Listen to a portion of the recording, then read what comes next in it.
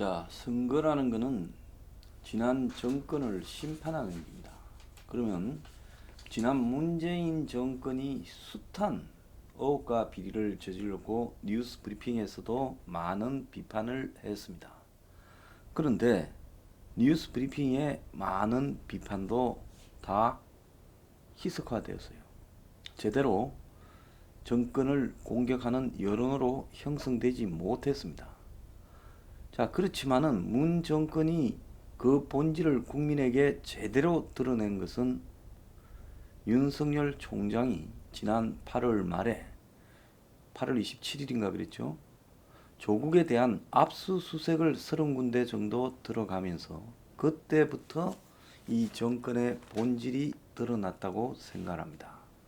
이 정권이 얼마나 허접한 정권이고 이들이 앞에서 하는 이야기와 뒤에서 하는 행동이 우리 사회의 특권이면 특권, 재산 축적이면 축적, 또 권력의 남용이면 남용 등 얼마나 허접하게 이렇게 살아가는가, 겉과 속이 다른가 하는 위선을 한국 진보 좌파라의 대명사인 조국을 통해서 드러냈다고 봅니다. 그리고 그 조국을 옹호하는 문재인의 속성에 의해서 이 정권의 미천이 드러났다. 저는 그렇게 보고 있습니다. 자, 강준만 전북대 교수는요, 그의 새 책 쇼핑은 투표보다 중요하다에서 문재인은 최소한의 상도덕도 지키지 않았다 이러면서 문재인과 분열과 정오의 정치를 끝내겠다 했지만은 약속을 지키지 않았고 오히려 정반대로 나갔는데 조국 사태가 그 증거다. 여론의 문매를 견디지 못해서 조국이 사퇴했지만 문재인은 이 부분에 대해서 아무런 사과도 하지 않았고 오히려 조국에 대한 애틋한 심정을 드러냈다. 그래서 문재인이 조국 문제를 가지고 국내 분열의 씨앗을 던졌는데 그가 취임사에서 이야기한 그런 내용과 완전히 상반되는 것이다. 그러면서 고상한 이야기할 필요 없고 그는 최소한의 상도의도 지키지 않았다. 그리고 유시민이 이 정권 들어서 의용 지식인이 되겠다 했지만은 유시민은 조직을 위해 성폭력 사건도 감춘 운동권의 논리, 즉 80년대 초반에 서울대 불락지 사건에 있었던 행동들, 거기에서 한치도 벗어나지 못했고, 그리고 문파들이 가끔씩 진보적 관점에서 옳은 소리를 하는 좌파 매체들을 위협해서 의용으로 가도록 만들고 있다. 이렇게 말을 했습니다. 그래서 이 또한 조국이 아니었으면 유시민이 떠들지 않았을 거고 그리고 문재인의 실체도 드러나지 않았을 거다. 그래서 조국 사건을 파헤친 윤석열 검찰이 이 일을 해냈다. 이어서 유재수라는 그야말로 최소한의 공직자로서의 양심이나 수준이 결여된 자를 파헤치면서 그에게 연루되어 있는 이 정권의 인물들, 그래서 그들이 부패한 이 전문 공무원을 포획해서 그에게 온갖 지저분한 일을 시키면서 그 지저분한 비리들을 저지른 그 유재수를 날리기는커녕 끝까지 뒤를 봐주고 옹호하려고 했다는 겁니다. 그러니까 자기 편의 비리나 자기 하수인의 비리 내지 같이 해먹는 비리에서 그야말로 조폭들이 자신의 똘마니를 보호하려고 하는 그 수준에서 한치도 벗어나지 못한 이 이익 공동체, 이해 공동체 집단에 불과했다는 걸 드러냈죠.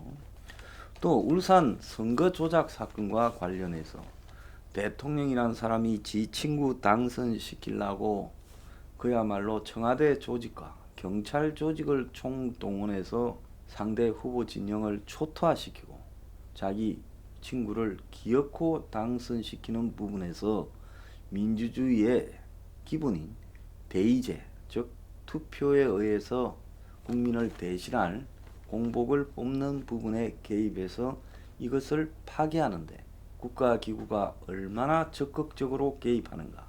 그래서 이 수사들은 전부 다 백은우, 임종석을 넘어서서 문재인에게 향하고 있는 부분이랍니다. 자, 이 부분을 드러냈으니까 제가 나중 4부에서 이야기하겠지만은 저렇게 야당이 개차반이라도 그래도 지금 열석 안팎으로 좀 붙어서 가고 있지. 만약에 검찰의 이런 역할이 없었고 문재인의 이런 허접한 속성들을 국민들이 몰랐더라면 과연 지금 선거나 해볼 수 있겠느냐. 그냥 굴러가는 거죠. 모르고요. 예? 솔직히 말하면 대한민국에 이런 식의 상징 조작이나 여론 조작이 이루어지는 나라에서는 민주주의가 정상대로 가동되기가 매우 어려운 나라랍니다. 다 모르고 넘어가는 거예요. 그래가지고 나중에 이제 비리가 골마서 한참 뒤에 터졌을 때나 이 진실을 알지요. 우리나라 사람들이 얼마나 허접한가 하면요. 저는 우리나라 사람들 되게 허접합니다. 지금 뭐 미통당의 김대호가 막말을 30, 40대 비판하고 또 무슨 뭐 노인 비판하고 이래가지고 지금 뭐 제명됐어요. 그런데 솔직히 후보로 나가서 대중들을 봤을 때 물론 후보 나가서 표 얻으려니까 짜증나서 그렇겠지만은 대중들이 얼마나 허접한가에 대해서 딴 사람은 말을 안 하죠. 속으로 욕만 하고요. 저도 옛날에 선거 한번 나갔을 때요. 선거 마지막 날에 동네 그 면 사무소 앞에 사거리에 유세차를 대놓고 유권자를 비판했습니다. 에라 내 정말 떨어지든 붙든 관계없이 할 말이나 한번 하고 끝내자고 싶어서 유권자들이 정치인들을 이런 식으로 대하면 안 된다고 제가 한마디 했습니다.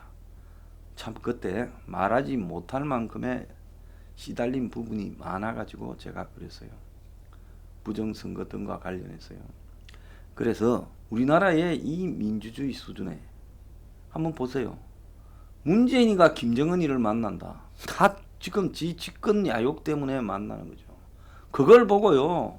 전부 박수를 치면서 7, 80%가 잘한다. 이렇게 말을 한 나라 아닙니까? 드루킹같이 여론 조작을 한 걸 저런 식으로 수사하고 저렇게 끝내도요. 분노하는 사람이 없습니다. 북한하고 석탄 밀수와 정제유 불법 환적이 공공연하게 이루어져도요. 분노하지 않습니다. 2012년 대선 무렵에요. 석연찮은 돈 1,400억이 문재인 측근한테 국책은행에 의해서 대출되었는데도 말 한마디 하지 않습니다. 자, 이런 정도의 나라에서요. 그렇다고 지금 언론이 제 역할을 합니까? 아니, 지도 새도 모르게 담 넘어가듯이 도둑놈 검음날에 담 넘어가듯이 개헌안이 지금 국회까지 발의되어 있는데 발의되어서 청와대가 통과시켜서 공고가 나 있는데도 보수 언론이라는 것들도 보도를 하지 않습니다. 개헌이 여야에 의해 보도가 안 되는 나라. 이게 정상인 나라입니까? 그런데도 그걸 지켜보면서요. 패거리 나라가 이쪽 편 저쪽 편 든다고 바빠가지고 아무 문제를 제기하지 않는 나라. 그리고 문재인이 총리시켜서 이원집정부제 개헌한다고 말하고 야당 대표가 총선 이겨서 이원집정부제 개헌한다 말하도 아무런 비판을 하지 않는 나라. 여야가요. 한쪽이 집집마다 100만 원씩 70% 하니까 한쪽이 전부 두 당 50. 그래가지고 집집마다 200 올리니까 좋다. 저는 다 주자. 그러니까 이제 줄 바에야 선거 전에 주자. 막 묻고 더블로 가 이지랄을 하고 자빠졌는데도 이걸 문제 삼지 않는 나라예요. 모두가 허경영이 되고 싶은 나라예요. 허경영이 선지자입니까? 참 기가 찬 이야기입니다. 이 나라 수준이요. 어떻게 보면 저 허경영 당이 후보 3번째로 많이 냈잖아요. 허경영이 수준이 이 나라 수준일 수 있어요. 그래서 이걸 갖다가 이제 반대를 하던 보수 지지층도 돈 주는 거 찬성으로 더 많이 돌았다는 거예요. 국가에서 돈을 받을 때는요. 솔직히 말하면 부끄러워할 줄 알아야 됩니다. 그리고 내가 100만 원이 정말 절실하지 않다면 그 100만 원 안 받겠다 말도 할 줄 알아야 돼요. 뭐 하자는 겁니까? 예? 그래서 이 나라 수준이 이 모양이니까 지금 윤석열 검찰이 다 덜쳐서 지금 문정권의 실체를 드러내 12월 11월에 그야말로 그리로 수십만 명이 몰려나가 정권 타도하자 했잖아요. 자, 그 좋은 찬스를 솔직히 말하면 좌파 같으면 정권 엎었습니다. 그런데 이 보수 우파라는 자들은 그 좋은 찬스를 가지고 제대로 살리지도 못한 채 또 12월부터의 반격에 내몰려서 패스트 트랙이니 예산이니 날치기 당하고 그러고는 윤석열 검찰 해체를 지켜보고 있었습니다. 자, 이제 일주일 남은 선거에서요. 저는 미통당이 보수 야당이 윤석열 문제를 지금 지키겠다. 이것만 해도 총선에서 이길 수 있다라고 생각을 합니다. 자, 윤석열과 조국으로 상징되는 부분에 많은 것이 저는 함축되어 있다고 생각을 합니다. 자, 윤석열의 본질은 뭡니까? 좌우를 막론하고 비리가 있으면 그거는 법대로 사법 처리해서 대통령이고 누구든 깜빵에 가야 된다.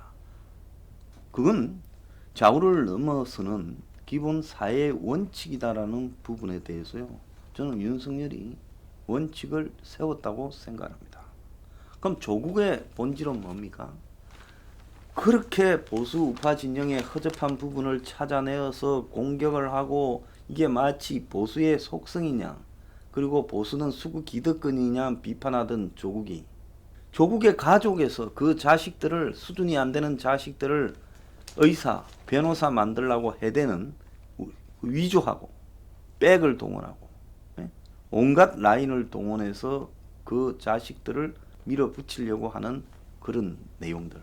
그리고 더 나아가서 고링콘이 사모펀드니 민정수석이나 되면서 웰스 CNT니 투자하면서 돈을 벌려고 하는 모습들. 산호맹이라는 가장 좌파 빨갱이를 하는 사람이 어떻게 저렇게 될 수 있느냐. 그러니까 운동을 했던 것이 패션인 거죠. 그런데 그는 20년 가까이 이 사회에 좌파의 개혁 좌파, 강남 좌파의 아이콘인 것처럼 행동해 왔는데 알고 보니 강남 좌파가 아니라 강남의 졸부, 천민 졸부였죠. 그러지 않습니까? 강남의 천민 졸부가 강남 좌파 행세를 한 대표적인 사건이었다는 겁니다. 저는 정치가 좌우가 중요한 게 아니라 위선적이고 가식적인 모습을 척결해야 된다. 지금 문재인 주변에 보이는 손혜원의 목포 투기 그리고 우리들 병원에서 드러나고 최근에 바이오나 신라젠이나 또 진단키트 등에서 드러나는 석연찮은 정권과 돈을 버는 기업들 간의 관계의 문제, 주식의 문제. 자, 이런 문제들의 본질을 이걸 정리하지 않으면 대한민국은 끝없이 반복되는 부패 그리고 부패를 위장한 진보니 부패를 위장한 부패를 진보 좌파로 덮어버리는 그런 이 대한민국의 삼류 양아치 좌파들 그리고 마치 이 나라를 성장시킬 듯 제 궤도에 올려놓을 듯 하면서 무능을 보인 저 삼류 기득권 보수 이런 자들에 의해서 계속 굴려갈 수밖에 없다 이런 생각을 하고 있습니다. 그 실체를 윤석열이 좌우로 다 벗겼다고 저는 보고 있고요. 이 윤석열 검찰을 지키겠다 그러는 것이 지금 야당의 선거의 핵심적 가치가 되어야 된다. 자, 그러면 선거 이길 수 있다고 저는 보고 있습니다. 자, 오늘도 채널A와 검찰 양쪽에서 지금 채널A 기자와 거기 또 연관된 VIK 이철 그리고 유시민과 연관된 그 브로커 있잖아요. 자, 그 사건이 양쪽에서 전부 고소 고발됐어요. 자, 어제는 최강욱과 황희석이 윤석열 부인과 장모를 고발을 했습니다. 자, 현직 수사관이 검찰 수사관이 내부망에 윤석열 총장 퇴진을 글을 올렸어요. 사급이요. 참 기가 찬 일이 아닐 수 없습니다. 자, 이 수사관이 저 윤석열 장모와 부인의 문제를 거론하며 물러나라고 이야기를 합니다. 자, 이 사람도 뭔가 연관이 있을 겁니다. 정치적 속성에서요. 이제 서서히 안팎에서 공격이 시작되고 있습니다. 조국이 장관 때 임명했던 한동수 감찰본부장이라는 사람이 윤석열 총장이 어제 쉬었대요. 하루. 그랬는데 윤 총장의 측근을 감찰하겠다고 문자로 통보를 했다는 겁니다. 그 딴 사람이 아니라 채널A 기자와 관련된 검사장을 감찰하겠다고 감찰부장이 총장한테 문자로 통보했다는 겁니다. 참 기가 찬 일이 아닐 수 없습니다. 자, 근데 이 사람은 이 판사, 우리 법 연구의 판사 출신인 사람이라는 겁니다. 판사를 지금 검찰의 감찰본부장으로 갖다 놨다는 거예요. 그래서 이 감찰본부장의 감찰 통보에 대해 사실상 항명이다라는 이야기가 내부에 나오면서 윤 총장 측근을 감찰하겠다고 하지만은 윤 총장을 겨냥한 것이다. 추미애와 연관이 있을 것이다. 지금 이렇게 보고 있습니다. 자, 조국이 사퇴 직전에 임명에 제청해서 임명한 사람이라는 거예요. 어제 정경심의 재산 관리인 김경록은요. 자, 정경심이 증거 은닉을 지시했다고 법정에서 모든 혐의를 시인하고 하드 교체를 지시했다고 진술을 했습니다. 자, 조국 사건에 담겨 있는 모든 실체를 까발리면서 윤석열을 구하고 윤석열 파면 등을 지금 시도하고 있는 민주당과 또 조국 구하기, 윤석열 제거를 기치로 내건 열린민주당, 어떻게 당이 조국 구하고 윤석열 제거의 목표인 정당이 있을 수 있습니까? 자, 열린민주당 실체를 까발리면서 남은 일주일간 보수 야당이 이 정권을 공격을 하면 저는 지금 열성남짓 때는 지지율 격차를 뛰어넘을 수 있다. 이렇게 보고 있습니다. 자, 야당이 하기에 따라 선거를 이기느냐 지느냐가 달려있다. 지금 미통당 내부를 보면 윤석열 구하고 싶은 마음이 눈꽃만큼도 없고 속으로는 죽어라 싶은 생각도 하는 것 같아요. 그렇지만은 자기들 선거 이기려면 윤석열 구하고 조국을 실체를 밝히자. 이렇게 구도를 짜지 않으면 선거 이기기가 어려울 거다. 이런 생각을 합니다.